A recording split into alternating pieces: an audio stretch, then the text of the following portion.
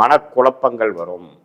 இதில் ஒரு நல்ல விஷயம் என்னன்னா, குருவின் பார்வை ராகு மேலே பருவதனால அந்த குழப்பத்தில் ஒரு நிதானம் இருக்கக்கூடிய அமைப்புகள் கொஞ்சம் கொடுக்குது. நம்ம அப்படி ஒன்றும் நம்ம மோசமாக போயிடாது அப்படிங்கிற அமைப்பு இருக்குது.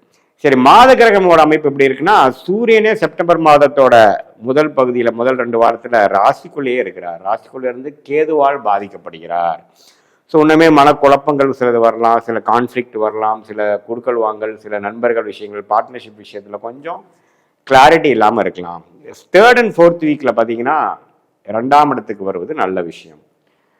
புதனோட சேர்ந்து 2ஆம் இடத்துக்கு வரார். பட் வந்தாலும் சனியின் பார்வை பெறுகிறார். ஸோ அதுலேயும் சில 100% ப்ராப்தங்கள், 100% ஸ்மூதான அமைப்புகள் இல்லாமல் கொஞ்சம் மனக்குறைவுகள், எதிர்பார்க்கறது ஒன்று நடக்கிறது ஒன்றுங்கிற மாதிரி சில மாற்றங்கள் கொடுக்கக்கூடிய மாதமாக சிம்மராசிக்காரர்களுக்கு இருக்குது. ஸோ ஃப்ரெண்ட்ஷிப் ரிலேட்டடான விஷயத்தில், பங்குதாரர்கள் விஷயத்தில், குடும்பத்தில், ஹஸ்பண்ட் அண்ட் ஒய்ஃப் ரிலேஷன்ஷிப்பில், இது எல்லாத்துலேயுமே எல்லா வயதினரும், சிம்மராசிக்காரர்களோட எல்லா வயதினரும், சிறுவர்களாக இருந்தாலும் சரி, இளைய வயதினராக இருந்தாலும் சரி, மிடில் ஏஜ் பீப்புளாக இருந்தாலும் சரி, சீனியர் சிட்டிசனாக இருந்தாலும், இது மாதிரி விஷயத்தில், உறவுகள் விஷயத்தில் கொஞ்சம் பின்னடைவுகள் இருக்கக்கூடிய அமைப்புகள் இருக்குது. நாம் எதிர்பார்க்கக்கூடிய ரெசிப்ரோகேஷன், நம்ம எதிர்பார்க்கக்கூடிய கம்யூனிகேஷன் பிஹேவியர் நம்மளுடைய எதிர்த்தரப்பில் இருக்கக்கூடிய கொலீக்ஸாக இருந்தாலும் சரி, கிளைண்ட்ஸாக இருந்தாலும் சரி, நண்பர்களாக இருந்தாலும் சரி, உற்றார் உறவினர்களாக இருந்தாலும் சரி, அதெல்லாம் கொஞ்சம் குறைபாடுகள் உண்டு.